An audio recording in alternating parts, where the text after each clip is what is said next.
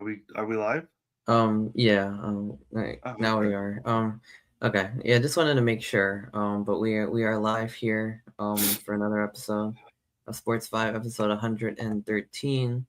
A lot to talk about. But this week we're gonna keep it more streamlined and focused on, just the World Baseball Classic and March Madness. So yeah, I mean, those are both really big events. We figured that with the NBA and NHL, it's kind of just like same old, same old. But we'll probably get back to that some more next week. We might talk about it a little bit later on in the episode. But yeah, I mean, the World Baseball Classic ended with Venezuela winning 3-2 in the championship, but semifinals, I mean, they were both like incredibly, especially the US versus the DR. I feel like there was a lot of hype around that game. People are considering that like the most talent on the field at any given baseball game. So even, myself, not like the hugest baseball fan, like I took the time to watch all of that. I really thought the DR was gonna win based on the way they were playing coming into that. But the US, like, I mean, it was a pitching duel, and like Paul Skeens was definitely up to the challenge, and he just like mowed down that order. Held them to one run basically on one homer from Junior Caminero. But I mean, like, just an incredible performance by Skeens.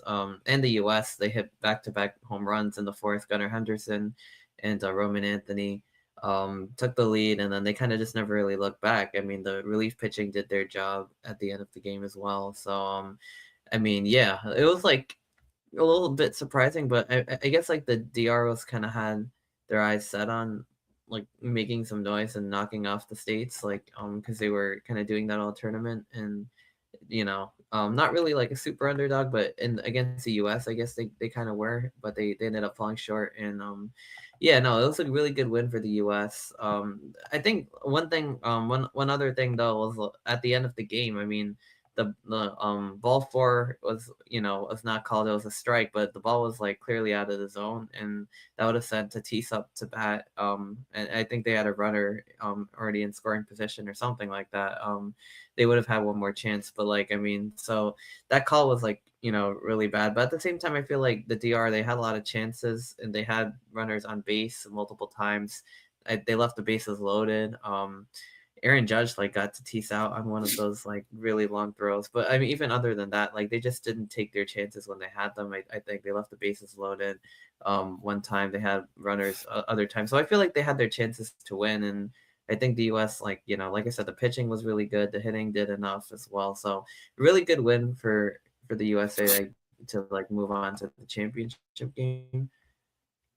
Well, I hear, that the DR might have gotten screwed a little bit by the umpire. What are your thoughts on that? Yeah. Yeah, that's what I was saying. Like, I mean, you know, that's what I was saying. Like, I mean, that Yeah, that but ball you're four you, was it should not have been called a strike. Wait, no, it should have been called.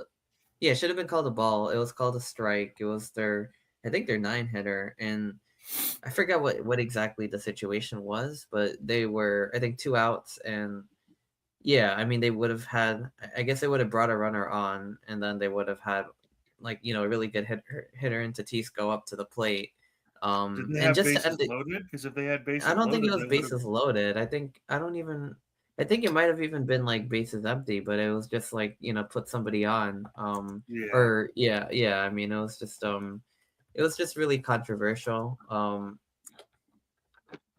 So I mean, not the way you want to end a not the way you want to end a game. Yeah, it was Perdomo, the nine hitter. And yeah, that was the final out called strike. It was below the the strike zone. And yeah, I mean, Mason Miller.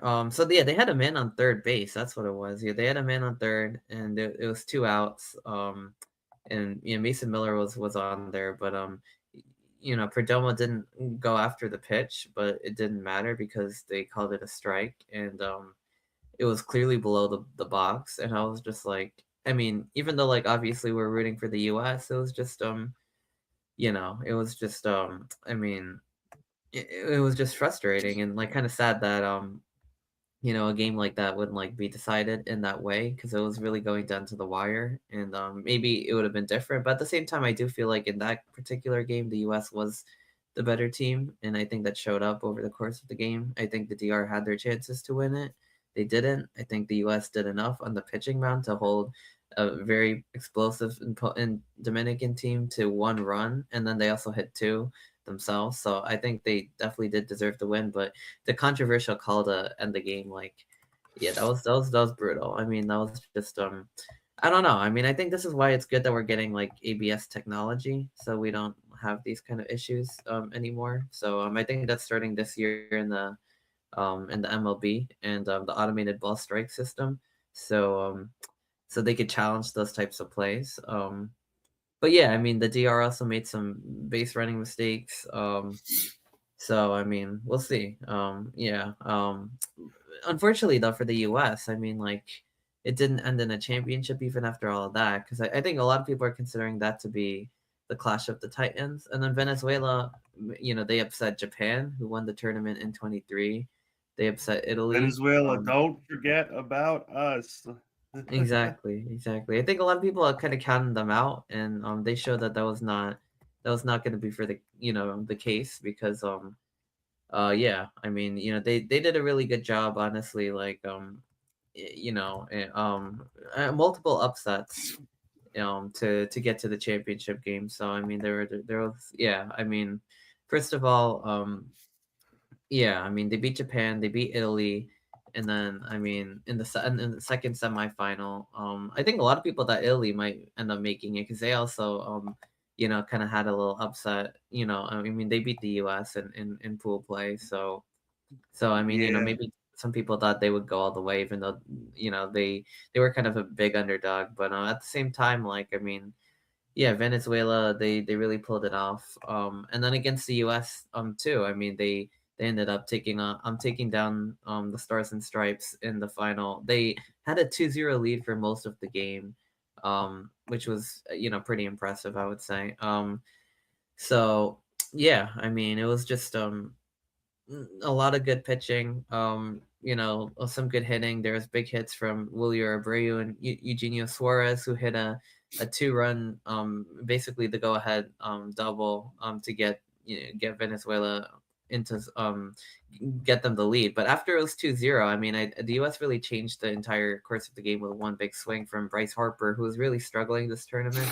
And really struggling this tournament, but he had a 432-foot tying home run, over Venezuela reliever Andres Machado, and it kind of felt like, okay, like that kind of felt like the game was going to change because it was 2-0. They were getting them, starting to get the U.S. down to their last outs, and then it was a huge swing from Harper, and it was like, okay, we're back in this thing, and unfortunately after that, though, yeah, I mean, unfortunately after that, it didn't really work out because you know yeah, because Venezuela then hit they got the double from Suarez, and then Palencia ended up closing the game out for Venezuela on the mound, who's one of the best closers. So I mean, it was just, yeah, getting the final three outs against the United States. So I mean, it was just wow. I mean, just a lot of everything, like really good pitching, defense. They got the quality swings that they needed to, and they're able to take down the United States. So yeah, I don't know. Like, it was a really good win for them, but at the same time, the U.S. offense was just, they're kind of cold, like for most of the tournament, honestly, and especially in these big types of games. Like Aaron Judge was quiet. I mean, Harper was quiet all tournament until he hit that one. In their last 16 innings, 2 runs, all on solo home runs, and they had one hit on four before before Bryce Harper ended up getting through there. So it was just yeah, I mean, it was just a very quiet bats performance, I feel like, for the US multiple times. But at the same time, I think they had like their clutch moments. Their pitching was really good the entire tournament. And yeah, I mean, they didn't really have enough in the end. I feel like their offense could have been better. Besides Harper, they never got a runner past first base, so it was just like, it was just not quite good enough. But at the same time, like a huge win for Venezuela. I mean, obviously, like, they've been through a lot, but like, I mean, also, upsetting multiple teams and everything. So it's just pretty incredible. Oh, absolutely, especially when you could go first of all, Aaron Judge is not beating the can't perform in big I was moments gonna say, yeah, allegations. right. It's like, come on at this point. It's not even like, oh, sometimes he doesn't do well. It's literally like Like every every time he single doesn't do time well. he's in a big moment, he can't do anything. And as a Yankee fan, that sucks. Yeah, Like he 100%. Like, yeah, like he could break all these regular season home run records and whatever have you, but the second that he gets to the playoffs, it doesn't even matter. Nothing matters about the regular season once you're in the playoffs. yeah. He's You like a know, huge playoff regular joker at season this point. merchant, regular Exactly, season exactly. merchant. Like it's getting so tired.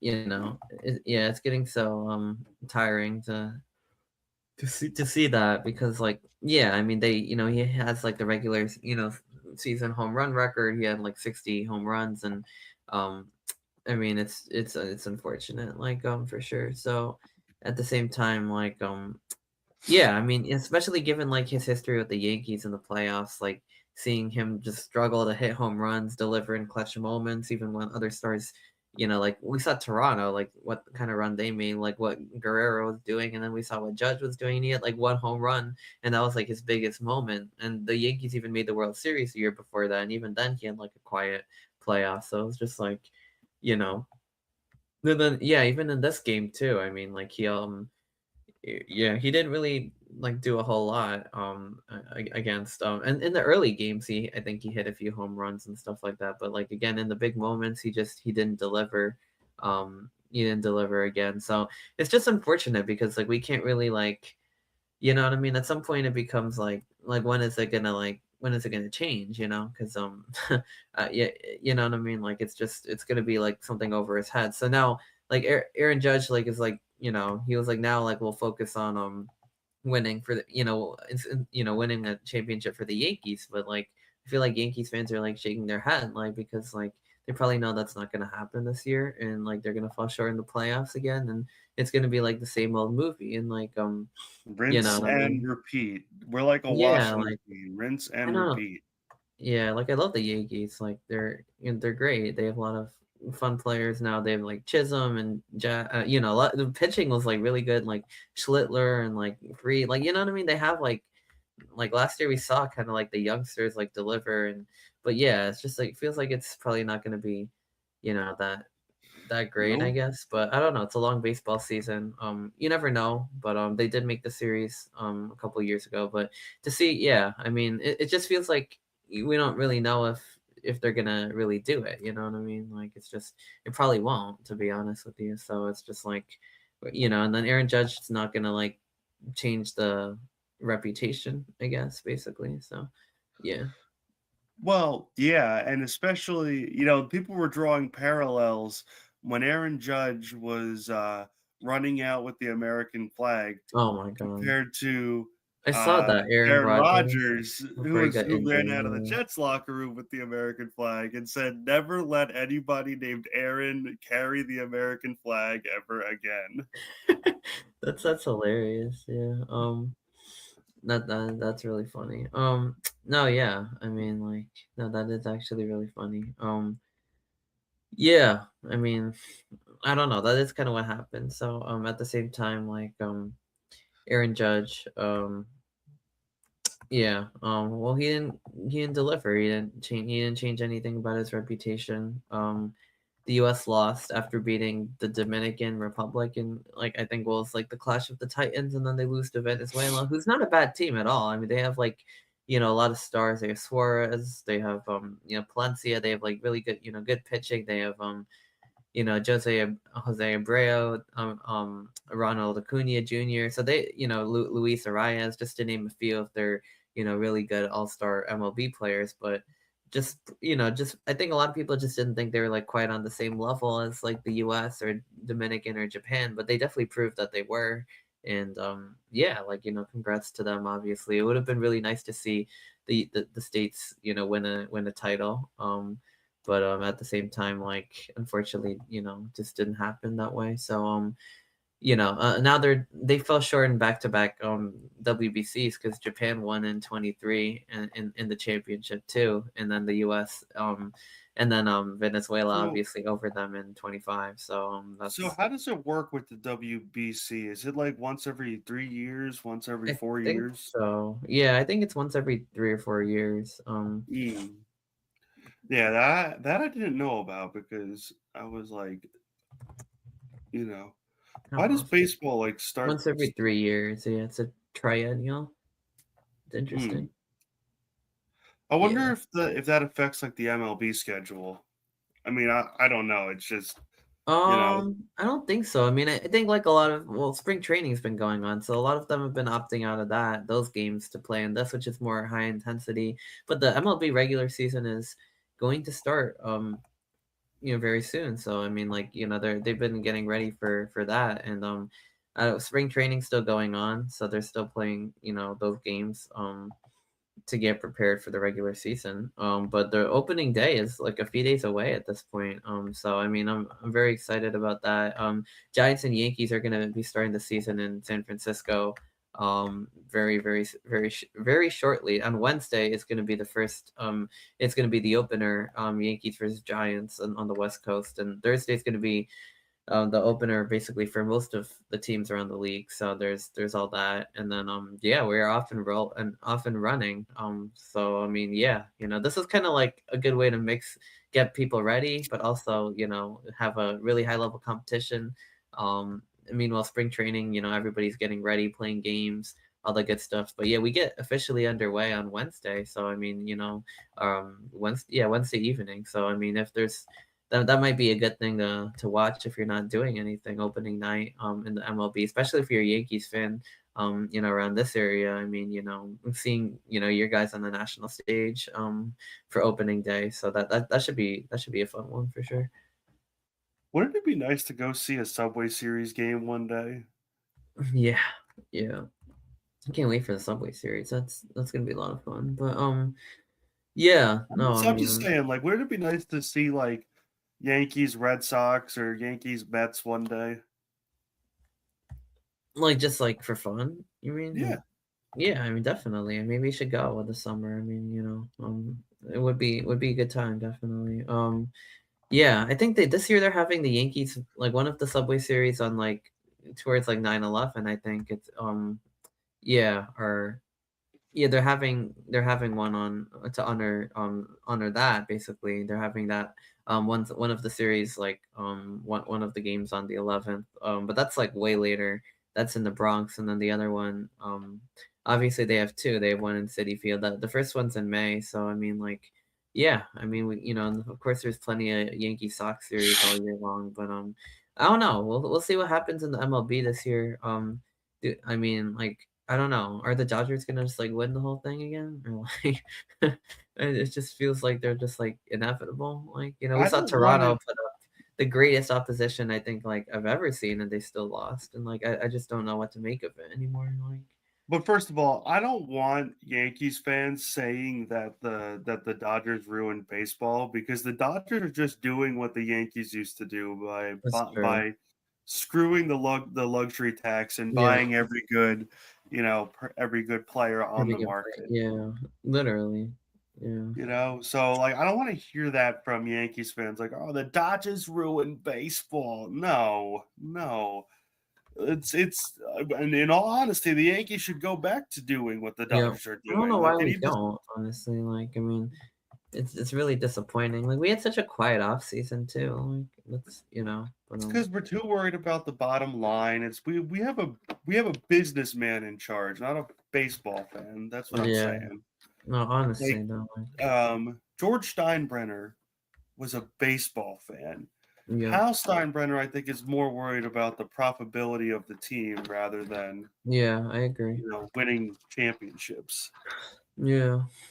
I don't know. This should be an interesting year for the Yankees. I mean, for sure. Because I mean, they have a lot of star power. They still have Judge and Stanton, all their guys. So then, they have Bednar, who's been like a really good closer. They have, Austin Wells. They still have,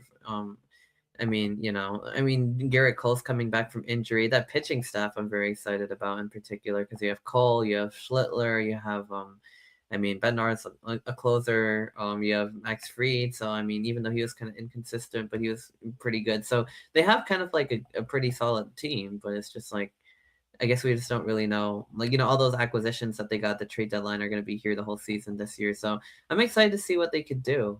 They still have Radon, but I don't know. We'll see how things go, I Well, guess.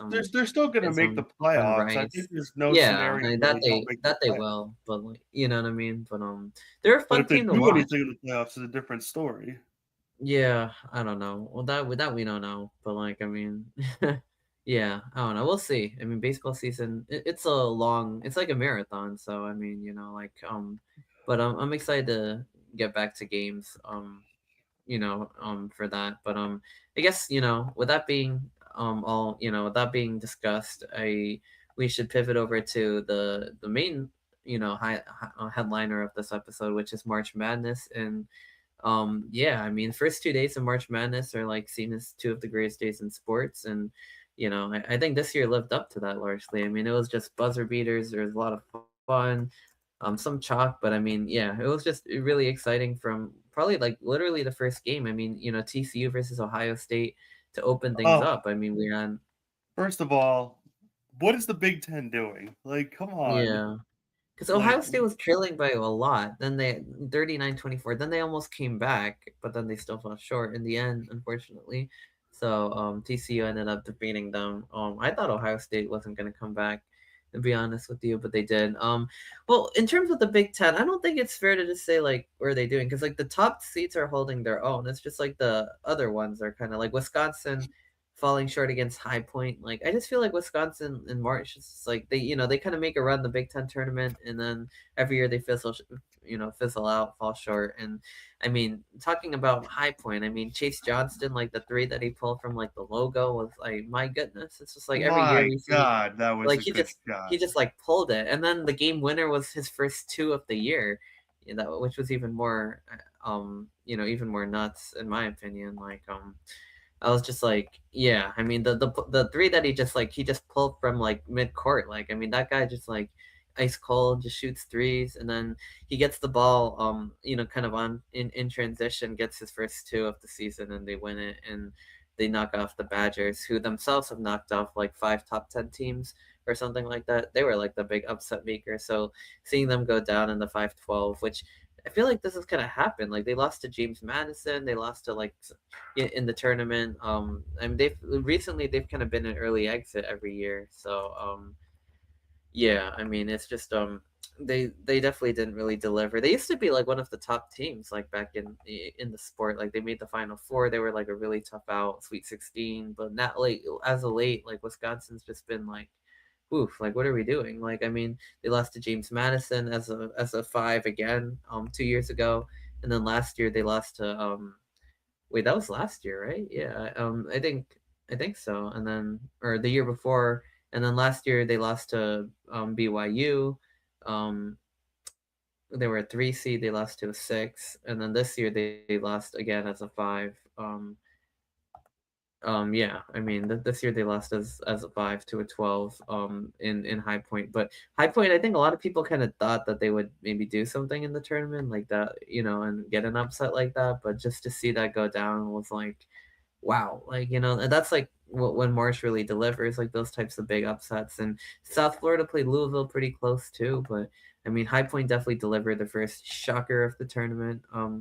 I would say for sure, because that's a team that can upset a lot of people as well. So it's very interesting to see them being the ones to get upset so quickly in March.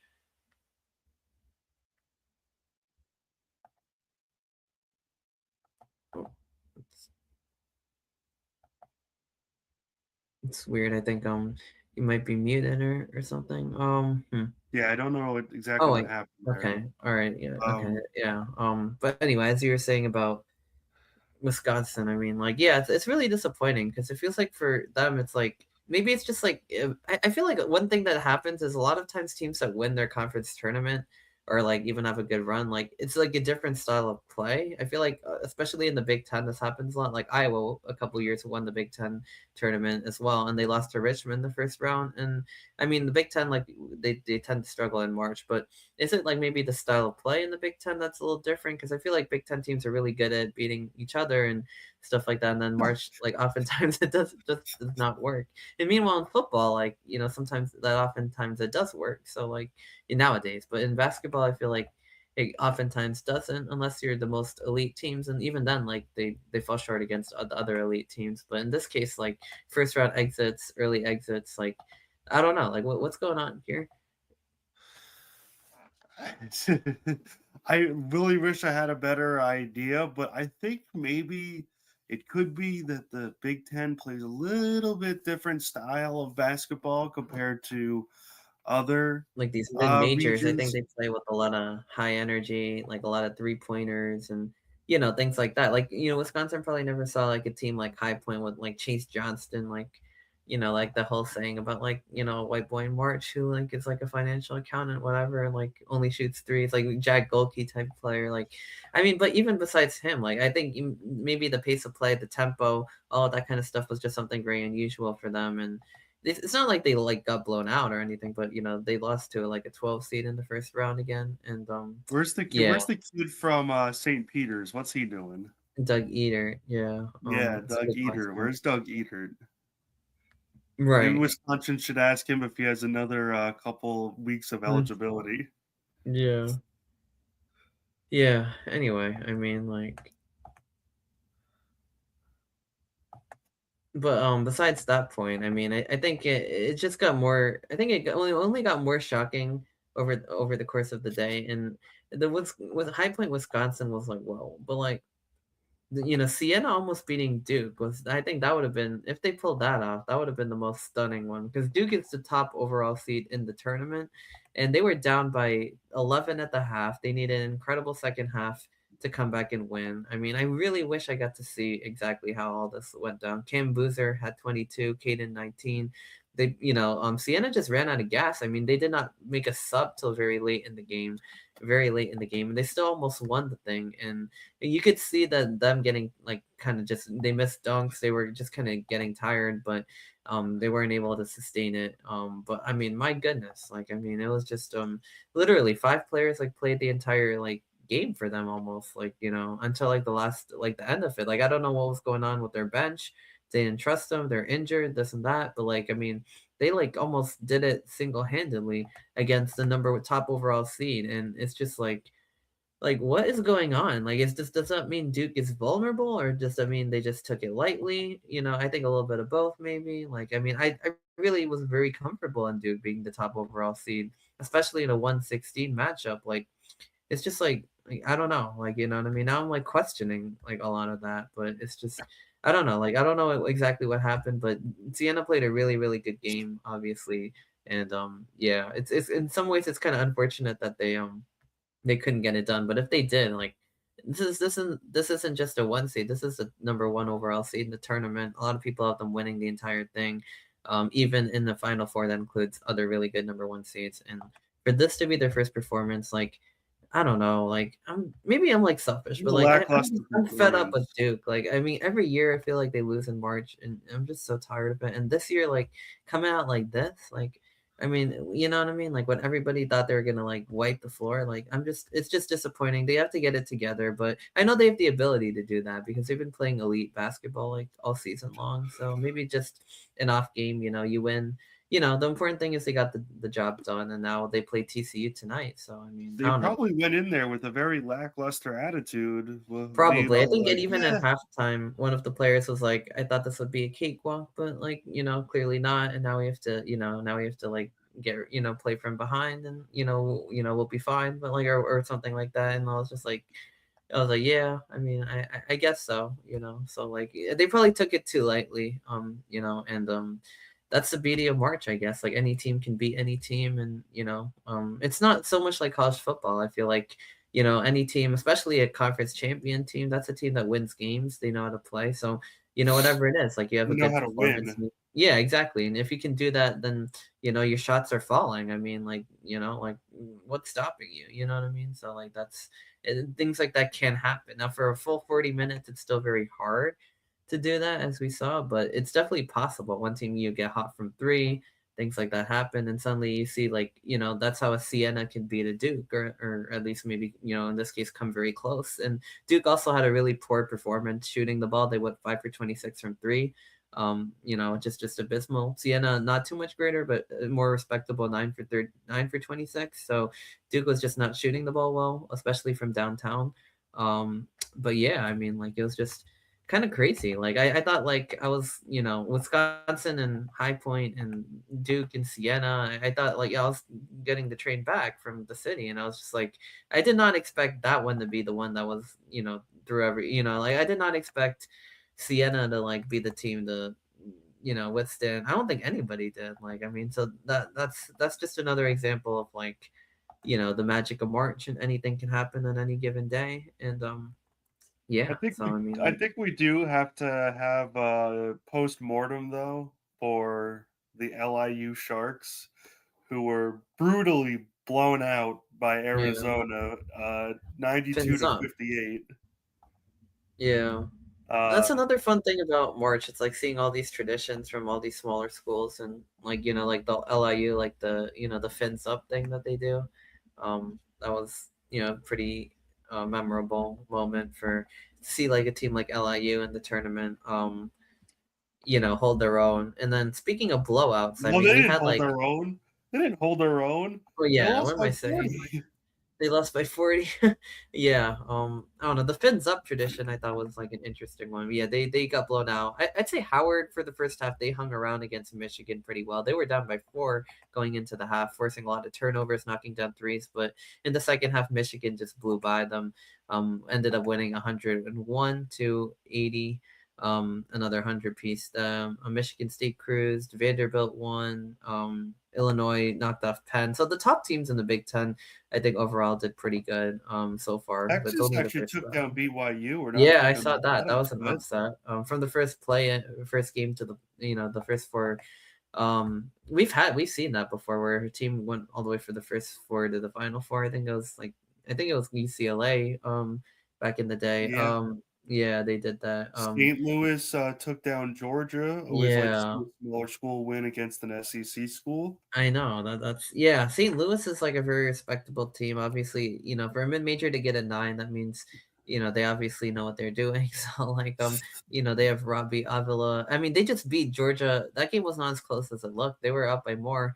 They were winning the entire time, and Georgia's definitely, like, a fraudulent team. And I was, like, very happy to see, like, Houston. a good, yeah, like, a good mid-major team get a big win over Georgia. They take on Michigan today, the Billikens, and then Texas over BYU. I mean, yeah, BYU, I think, was expected to be better because they have, AJ DeBonsa, who had a 35 piece in that game against the Longhorns, and they just didn't really have a lot else. But Yeah, but nobody yeah, else did anything.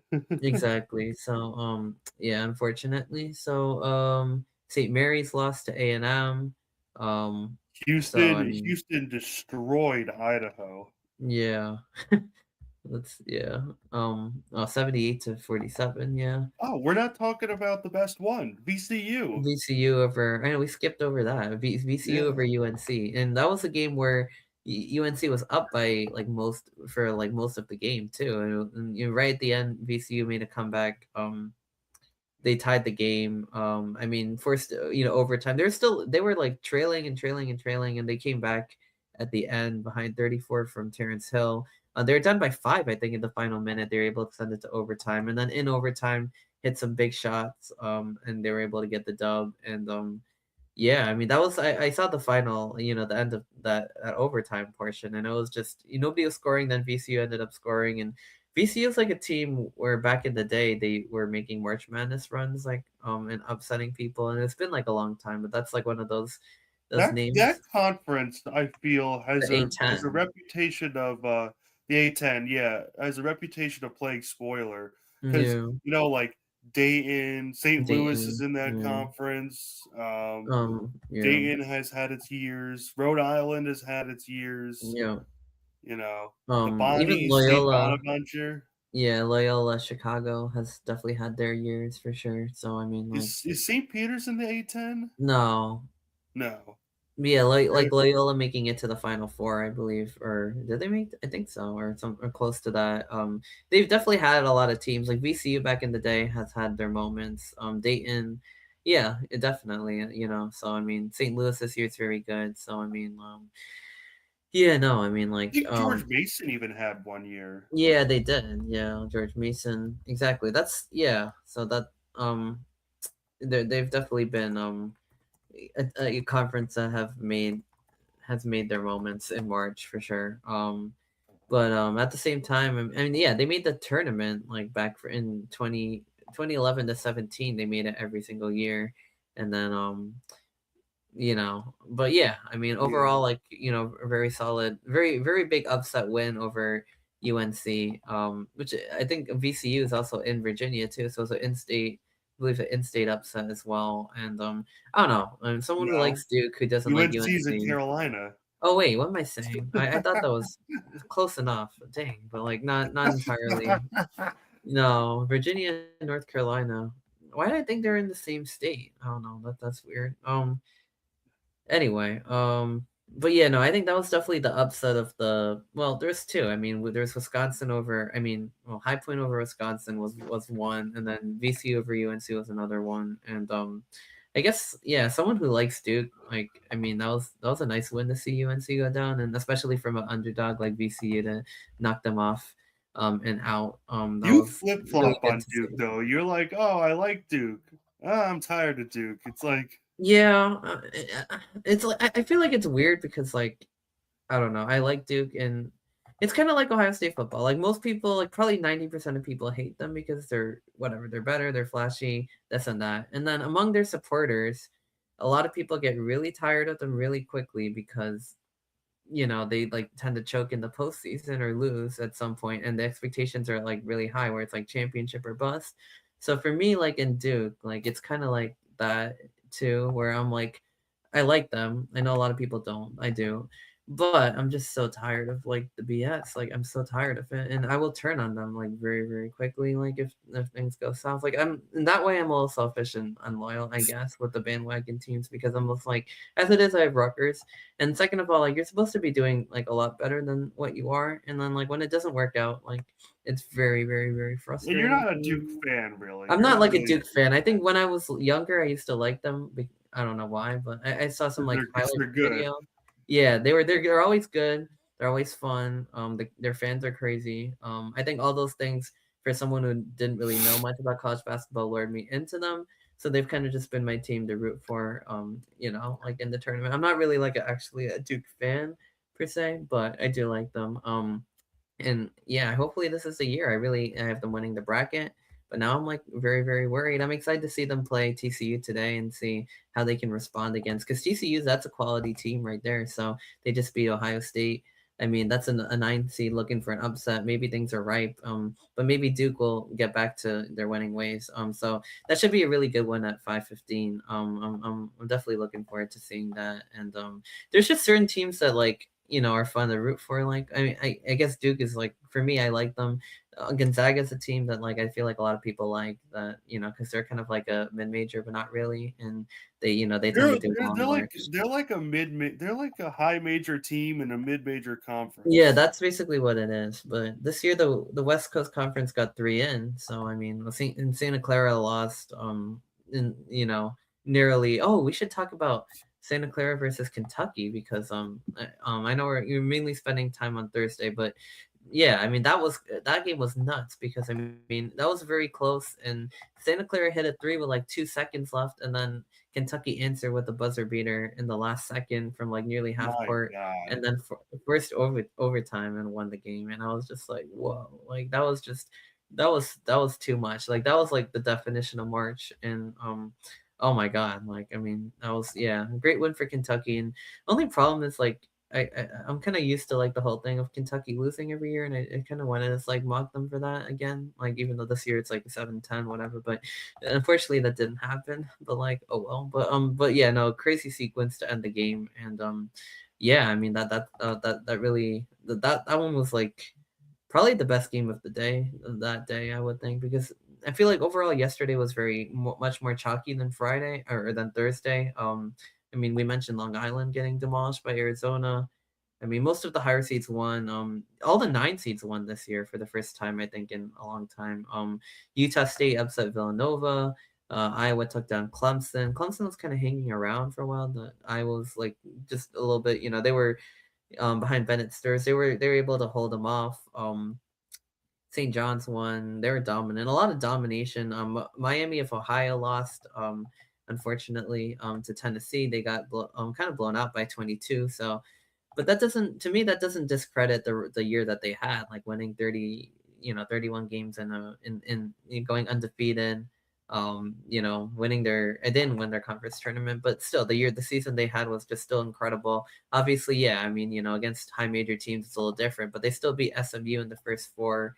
They still had a fantastic season. So I don't want to hear like people saying like, oh, this shows that they don't deserve it and they shouldn't be here and like all this nonsense, because that's just not really the case. I mean, look how many blowouts we've had in this tournament, and like, Wait, which team are you talking about? Miami of Ohio, the Red Hawks. Oh God, come on! Like they earned their spot by winning Yeah. the freaking um. And yeah, Come I mean they on, beat SMU in the play-in tournament they and beat everything SMU in too the play-in. Like my in the God, what first else do four. you want, people? Right? I mean, were people really thinking they're supposed to like start now knocking off all the Luckily, higher I seeded haven't teams? And heard somebody yeah, over who's I like, feel like the discourse has been pretty fair, like for the most part, surrounding them. And first of well, all, I think they should not have lost to UMass. UMass is not a I good know. team. Yeah, You know, yeah. I was worried because of that they wouldn't get into the tournament. Thank God they did. But I think there's two things that could be true here. I mean, I think, yeah, I mean, they had a great season. They had a great run. Mid-major teams, like, they should definitely be scheduled by high majors, like, things like that. Like, I know why, like, they don't want to do it. And, but that just shows that they're worried about the risk. And, like, you know what I mean? That kind of just proves the whole point. honestly, from a high major point of view, I think you should be scheduling mid majors, and Especially good especially ones. if you're a rebuilding high major team like that one. You know, I Yeah. think we should be I scheduling mid mean, I would, majors. No, yeah. no, hear me out, right? Hear me out. Okay. I think we should be scheduling all these mid majors because, first of all, as a rebuilding power conference team or high major team, think about it. We went to Vegas Mm-hmm. and got, our underwear pulled over our heads, essentially. You Yeah, know, we right. went to By that same Tennessee team, too. Yeah, we went to Seton Hall, who was an average high major team, Right. and got ran out the building, Yeah. right? Yeah. Imagine if instead of like scheduling those 4 games against high major opponents, we scheduled 4 mid majors. Yeah, That's but we probably an easy like 3-1. I know, but our entire non-conference other than those games are mid-majors or low majors. Like, you know what I Right. mean? But if you remember what Steve Peichel did to rebuild the program when he first started back in the 2010s, he didn't schedule any power teams outside of Seton Hall for those first games because we needed wins. We needed wins. That's You true. know, we needed to have better records and we needed wins. So I feel like if it worked then, it would work now. Yeah, I guess. I mean, I feel like I kind of like disagree and like agree and disagree. I feel like the teams that really should not be afraid to schedule the mid majors are the good quality NCAA tournament high major teams. And I feel like those are the ones that are ducking them even more for some reason. Because I feel like if you're really that good, like you should welcome the challenge. And, first of all, it's like if it's really a good mid major team, that's a quality game on your schedule, or at least somewhat. Second of all, you should beat them. And third of all, like, like it's more evens the playing field. And if you're really that good, you should either be able to win the game or stomach the loss. So I feel like that's kind of where the issue is for me. Like now, if you're a rebuilding team, you're kind of playing with fire by doing that a little bit too much for my liking.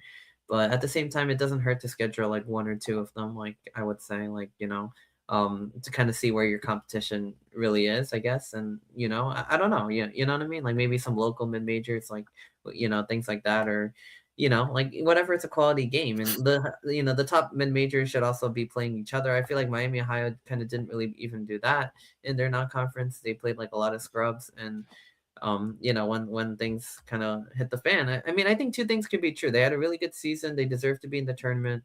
At the same time, they really weren't like all that great. Like of a team, like that was supposed that was going to really make a deep run. And I think the Tennessee like game really exposed kind of where they really were in the pecking order. And because Tennessee's a good team, but they're still a sixth seed. They've still lost a lot of games in the SEC, and still they like absolutely blitzed the Red Hawks. So I mean, I think two things could be true. I think we can appreciate Miami Ohio for what it's worth, which is it's really good. But at the same time, like yeah, there's levels to this, and that's not to say that you There's know what I mean. levels to this, kid. There's levels to this. Like it's all relative, but um and yeah, I mean, and Miami Ohio still beat SMU in the first four, and they're still, a good team and everything. But at this point, like, we're starting to ramp up, I guess, in competition a bit. So, yeah, I mean, I think both things could be true at the same time. I think shifting over to the later games, UCLA holding off UCF, that one kind of got dicey at the end. Even though it really shouldn't have been, but like, I mean, they kind of put themselves in a position where UCF had like a shot at it, but they missed a three, then free throws. And I think UCLA is a team out of the Big Ten that can make some noise, like as a relatively lower seed. I don't know about that. Maybe not. I don't I'm know. not I feel like sold. maybe. Potentially, I don't know. I don't really trust like in Iowa, or I don't know. But even these two like teams, they barely kind of hung on. I don't know. I feel like the top of the Big Ten is definitely where the meat is. Like this year, like Michigan State, Nebraska. I I don't don't even know know. about Michigan State, to be honest with you. I'm like not Yeah, sold on that's true. any They of beat them. NDSU, but I mean, like like, The yeah. only one I'm sold on is Michigan. That's the only one that Michigan I like think. is looks very legit as a one. Maybe even Nebraska. Maybe Maybe. Purdue like had a good. They beat Michigan in the Big Ten title. They look like they might be all right this year. Like I mean, but I don't know. It's Purdue, like so like you can't really trust them too much in March, I guess, is as the saying goes. But we'll see. Yeah. I guess another humiliating one, probably the worst game of the day was Florida versus Prairie View, and this one, Florida just ran them out of the gym. Like this was 60-21 at halftime. They're actually tied at 15, and they just could not match their size. They were dunking all over them, dominating in the paint. Oh my And god. yeah, Poor 114 to poor 55. Prairie View. Yeah, their coach was Poor just like, we might Prairie need some View. help from the Lord to like stop this team and stuff. It was just it got really bad. Like I don't even know. Like yeah, I mean, Oh Lord. because even if Prairie View doubled their score, they still would have lost that game. Like that's how bad it was. Like they would have lost Yeah. by four. Oh And well, shame on you, Florida, for going for the style points. Like, come on. right? Like do you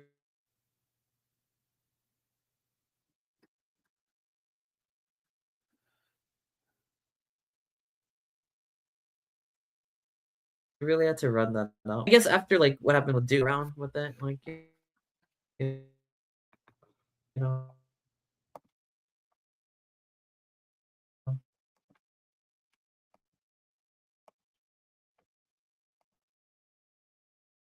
'cause seeing what happened with the other one, also like weaker than national champions. Oh, looks like Florida as the defending national champs. I mean, they're ready to roll.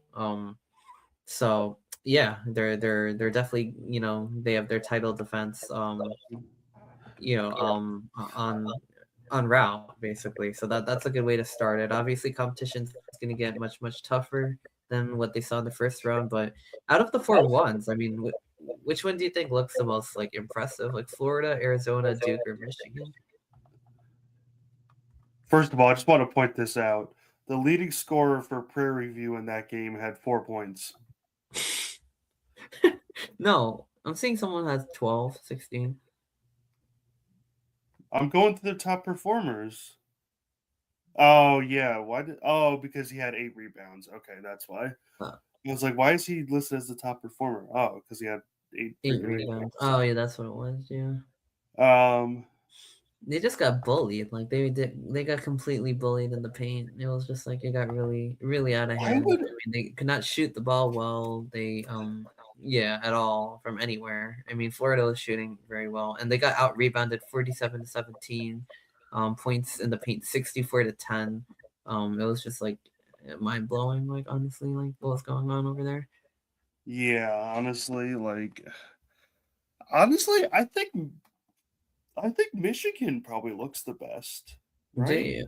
Maybe. I mean, I was gonna say I would say Duke because they beat them, but after seeing what they did the other day, like I'm starting to question I everything would say about Michigan probably looks the best because I think Howard is probably a much them. better team than both LIU and Prairie View, I think you so. know? Like the way they were playing, they were like feisty. They were making shots. They were getting turnovers, and then Michigan put them No, to I bed think I pretty think just easily. overall that Howard is a much better team, just overall. Yeah, I think so too. Like, I mean, I think it showed up the way they were playing against Michigan that they looked like very, very, they looked very solid. And then Prairie View just didn't. And but then Michigan still put them to bed pretty easily in the second half. So I mean, like, yeah, I think Michigan might look the best. I mean, like I said, I would have said Duke if they didn't show up the way they did there. Arizona also looks very good. So does Florida, but I feel like they also played two of the easier I teams. think everybody And except for Duke looks really good. the other That's three ones look pretty good this year, I guess. And maybe Duke just had a one-off. I think we'll find out more today when they play TCU. But I don't know. I feel like it could still be a Final Four year, or it could be an early exit. I just don't really know what to make of them. But or maybe maybe after that first one, TCU will punch him in the mouth. maybe I don't know. I'm thinking that might happen. It might happen. We'll see. Who does Yeah. High Point got? Because that's who I'm going for the High rest of the Point is tournament. now gonna take on Arkansas. And the nightcap Ooh, tonight. okay.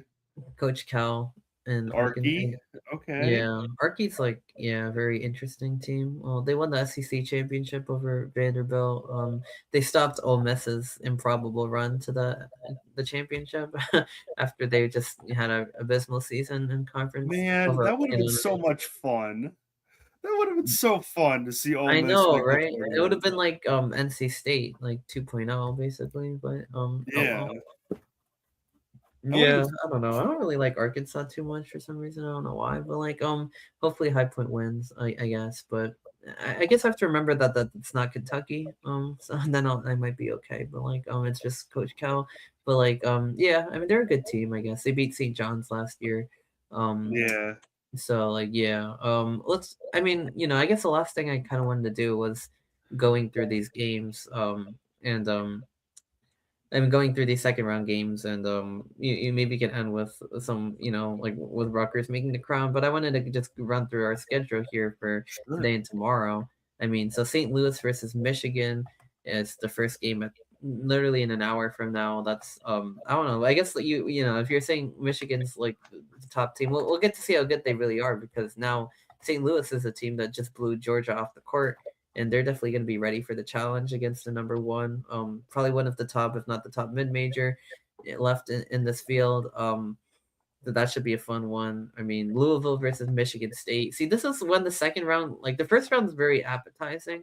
The second round, you start to get like a really good mix of quality and Who's ready quantity. for a dog fight? Like Louisville that one versus should be a Michigan. really good game. Like that's a 6 seed versus a 3. Both of them coming off their first wins. I mean, like yeah, that should be a really good game. And then of course, like I mentioned, start the early evening, Duke versus TCU. We'll see if Duke can kind of rebound from their misfirings and because they're gonna need to now going against the TCU team who just took down the Buckeyes. And then Texas A&M versus Houston, a little in-state action this time. I got that one right, but like yeah, I mean Cougars are a very very strong team. The Aggies knocking off St. Mary's in the first, but I feel like a couple years ago we had like Texas versus A&M in March Madness if I remember that correctly. So We did, we did. you did, right? Yeah. So this year, I mean, A&M, Houston. Then we have Texas taking on Gonzaga. Gonzaga is again always a fun team, and I think they have like a really long like Sweet 16 streak or something that's still going on. So we'll see if that that Mark Few can get them back into that for another year. It's not Gonzaga, it's And Gonzaga. yeah, the Zags, but I feel like they've had the most like success in March Madness without winning a championship. Like I think that one year they made the final and they lost to Baylor, but they've just been like snake bitten. I feel like in the later rounds too, like in a way, or maybe not Oh, snake for bitten, but sure. yeah, they've just For fallen short. sure. They've fallen short like a million times, and it's like damn, but it's not like Duke level frustration, but like it's just like yeah, they're always kind of there, but like not good enough to like win it all, or they fall short, but they're always like Always the in the mix. bridesmaid, never the bride. Yeah, it's like Penn State football, I guess, or yeah, I just Take a had to do shot at him. that.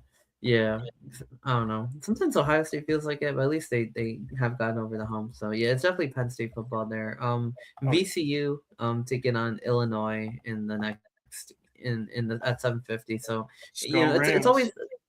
yeah, it's always fun because it's like you have like a lot of quality in the second round already.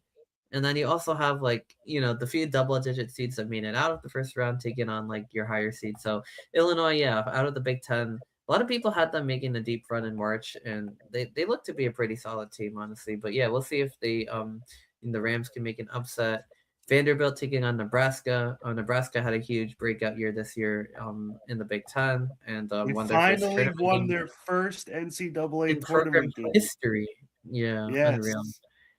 Yeah, and I Unreal. feel like Vanderbilt is kind of like the same in the SEC. Like they've also not really been. I don't even know when the last time they made the tournament was. Like they haven't really been in on the basketball I scene think they've in a been while. decent. They've been decent, I think. I don't know if they've been great, but this year they were very good. So now we have a like a very attractive like 5 versus 4 matchup in the second round already, which is that's a lot of fun. I mean the fives versus the fours that yeah. So yeah, I mean Vanderbilt both in football and basketball. I feel like kind of coming onto the scene there. Nebraska now coming on in basketball. That should be a very good one. And then High Point versus Arkansas. We'll see if the spoilers can keep dancing against a Razorbacks team, who has also made some noise in the SEC. So I mean, I feel like that should be a good one. We'll see how these double-digit seeds do tomorrow, or tonight, and then I guess going on into Sunday's action. Because this one's a little bit more chalky because we had just straight wins by the higher seeds yesterday. Purdue taking on Miami, Florida, not Ohio, but that should be an interesting. Miami, Florida has also had a pretty good season this year in basketball overall. So I mean, should be interesting. I think Purdue's definitely the better team. Iowa State has been like really really good this year. Um, number 2 seeded team there against Kentucky. The Kentucky's I think made it out of their first second round visit in like years because they've been like messing up in the first round like every year it feels like. St. John's taking on Kansas. That's gonna be a very good Ooh. game. Ooh man, like I mean we're getting treated in the second round. Like I mean St. John's versus Kansas. Like I mean, are you kidding me? Like I mean that's gonna be great. That's just two heavyweights going at it That's right like there. that's like a Sweet 16 like game. You know what I mean? Yes. Give me Yeah, the Johnnies. yeah. I mean, that's New York's team right now. So I mean, like, yeah, definitely will be pulling for them. Tennessee versus Virginia. Virginia escaped a tough one against Wright State. I think Wright State was like leading that at halftime. So Virginia also getting out of the first round for the first time since they won the championship. Wait, who?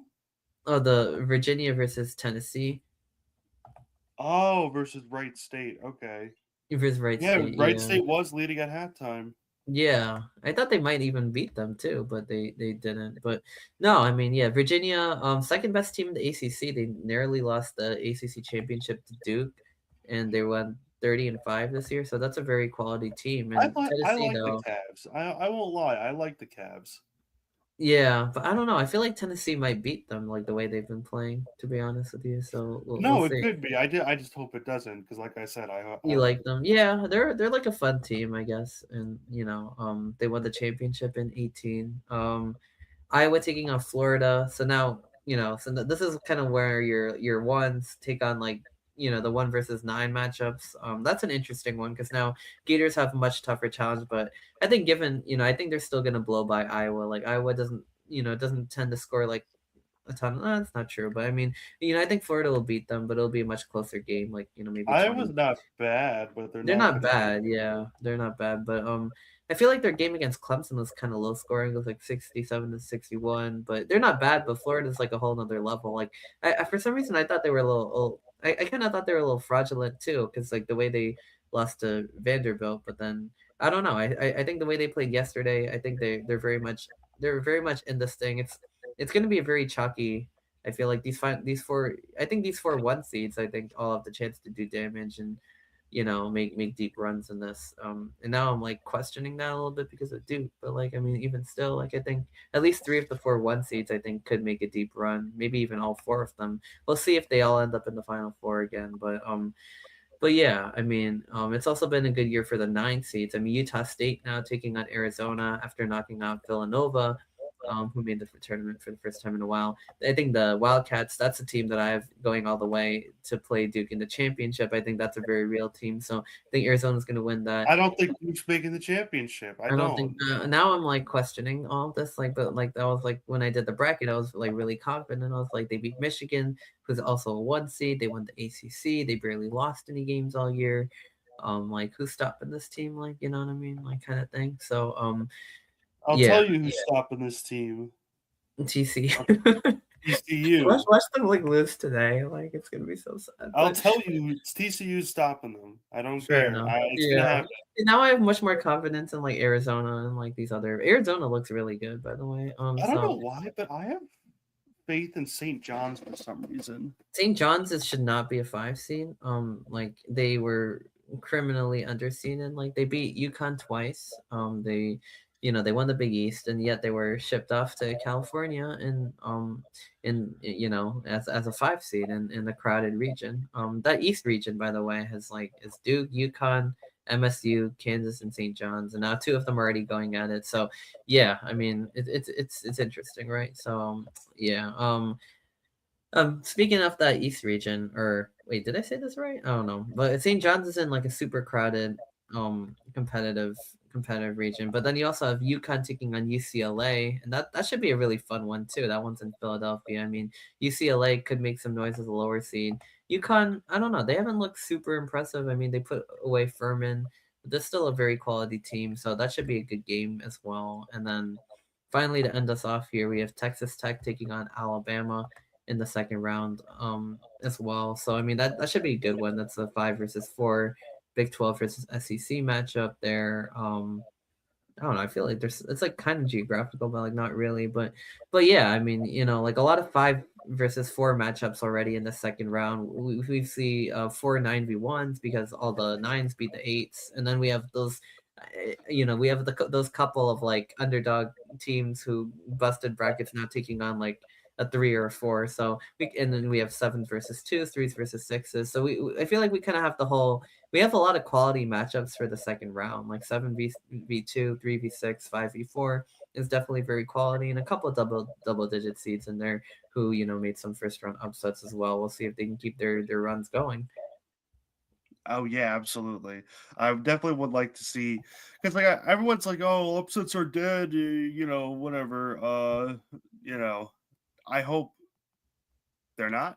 You know, I want to see a good run to at least the Sweet 16.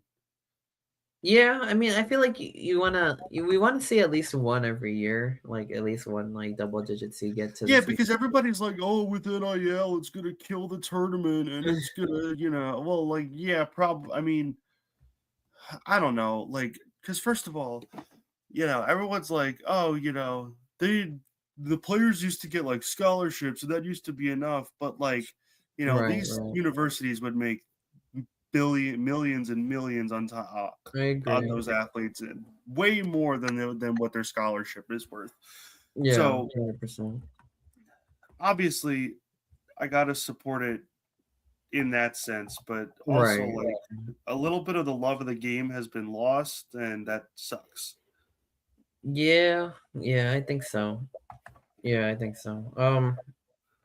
Yeah, I mean, no, I think so. I think it's like both things could again like both things could be true. I know you kind of said this earlier, but I think it's good to have one like or two like one run is good, but it doesn't really dilute the tournament because both of first of all like those teams they beat like a higher seed, so the higher seed that you want like they beat them, and second of all that's only like I mean, looking at this, there's only two like 11 and 12s like left in this thing, like only two. And after all the craziness we saw the last couple of days, all we have left is VCU and High Point. And oh, we also have Texas, who also beat BYU. But I don't know. I don't really see them as like the same type of Cinderella. But they did win the first four. They beat BYU. So okay, we have Texas double digit seed. We have A&M double digit. Although 10/7 isn't like that rare, honestly, and they're probably gonna lose too.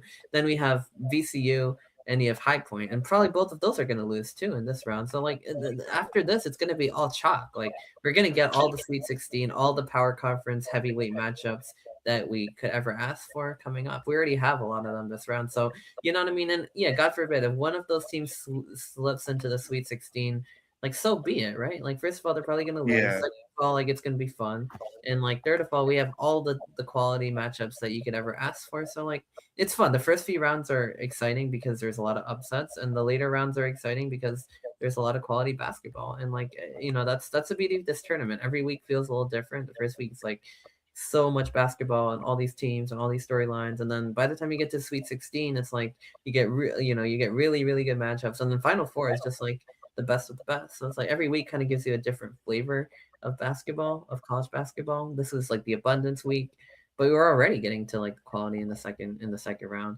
Then the Sweet 16 Elite Eight is like really high quality matchups, but still enough volume. Final Four is kind of it's low volume, but really good matchups deciding the championship, all that good stuff. So each week's a different flavor, but yeah, I mean, if yeah, I mean, it's fun to see some upsets, and if one like double digit seed sneaks into the Sweet 16, so be it. And we're still going to get a lot of those matchups that everybody's going to crave. So it absolutely doesn't ruin the tournament. In fact, I would argue that it makes the tournament more fun and enjoyable, and it doesn't take away from all the quality matchups that we want to see anyway. absolutely. I mean, I think I to knock down an opponent like that, I would absolutely say it doesn't really Right. take away from the enjoyment. I think it adds to it, honestly. Yeah, I think it adds to it. And honestly, if you beat a really good opponent, then you should be there. Like, like just Oh because yeah, it's a big brand. absolutely. Yeah. Yeah. So You I win, mean, you should go. yeah, Like, it adds to the excitement. And if you beat a big brand and you're a mid-major or you're a lower level power conference, not as big of a brand, but you make it over them, then that's what it is. You know what I mean? And like, you earned your spot. There's no, exactly. yeah. There's no like ifs or buts about that. No, I get the allure of like having like all like big brands, but most of the time that happens anyway. So like you know what I mean. Like if like I said, if one like or two like you know what I mean. If one upset happens and you see like one of those teams in the Sweet 16, like like it is what it is. Like they deserved it, and it's they're they deserved it. They beat some really good teams to get there, and the rest is chalk, and it's still fine, and it's still a lot of fun. You still get all the heavyweight fights you want to see. So it's like it's really like not a big deal. Like and in fact, like you said, it makes it more fun and enjoyable in the process too. Yeah, absolutely. Yeah. So anyway, I mean, yeah. And this year, the way this year's shaping out, I think we're gonna get a lot of chalk, honestly. Like I really don't see any of these deeper runs happening. I'm not gonna rule it out entirely, but I don't know. We'll see what happens. I mean, maybe High Come Point or on, A&M can win. VCU. I'm hoping it's VCU or even High Point as well. We're probably gonna get one more stunner, but I think after that, it's probably gonna be chalk. So we'll see what happens. Yeah, we'll see what happens. But in the meantime, I mean, I don't know. I guess just before we wrap up, I mean, do you have any thoughts on like Rutgers making the crown in Las Vegas? Because First of all, I'm gonna hijack the pod for just 1 second. Just wanted to point out that Rutgers women's gymnastics won the oh yeah, session I one did see that. of the Big Ten championship. So shout out to them. Very cool. Hopefully they make the Yeah, NCAA tournament for the second year in a row. But my yeah, thoughts on Rutgers basketball making the crown. Initially, I was like, eh, you know, like, what is the point of this? But now I'm like, right. okay, you know what? They play for a little money, they want to stick around. Maybe it means something that they want to keep playing together. And my Yeah, biggest thing is that it's not like a bowl game where you have to pay to go there. This right. is, You get what I mean. It's the an NIL all thing. expense paid, everything like that. So I don't see the downside. The only worry is like, is it going to take away from the portal preparations? It could, but if they go in there, they have to win at least 2 games to make the necessary NIL money for me to think Mm, that it's going to be worth it. I see. Or I mean, no, that's maybe 1 game. 1 game, I would yeah. say. I forgot how exactly how much you get paid for. I think you get paid for going to it, and then You more get for paid 25,000 for going, 50,000 for 1 game, 100,000 for winning two. No, sorry, 200,000 for winning 2 games, and then 300,000 for winning three. Nice. Yeah, I mean the crown's interesting because it's not really like an NCAA like say, yeah, I mean, it's not like one of the main tournaments, like, any like it's like a big conference, like all the teams that kind of weren't really that good, they kind of got into it. So we might see Minnesota again because they're gonna be there as well, and then you have like Stanford, West Virginia, and Creighton, and Oklahoma and Colorado. So it's kind of like it doesn't really like matter in the long run, but it's a lot of fun, and for the teams who get to play, and yeah, NIL is on the line, and like I feel like it'll be pretty exciting, and it'll be a way for Rutgers to play into April, I guess. So, like, not And really the same plus, thing, but gives us a little bit more money, yeah, which I mean the NIL. We've seen like the Vegas tournaments and like the NIL from that, but just a way for Rutgers to participate in that is exciting. It's more basketball, right? And like a lot of these guys are going to be back next year, and it'll be fun to see. And like Creighton, that's a team that's made the tournament in the past, and they haven't. So I don't know. I think it should be a good time, but it's a late tip. I mean, like 10:30 p.m. game on Thursday evening on April 2nd. It's like. well, who will be up covering that game? You Me. will, yeah. Yeah, it should be fun. I'm gonna try to see if I can watch that. But yeah, and then we semifinals and on Saturday and whatnot. So championship on Monday. So should be a good time. But in the meantime, I mean, I think this has been another episode of Sports Vibe. Definitely a lot of March Madness and WBC talk. Next week I think we keep the show on the road, but obviously maybe pivot towards NBA and NHL again. I think this week is just kind of a lot of March Madness, but yeah, definitely enjoy the hoops hysteria and everything else, and we'll see you next time. Behold the madness of March.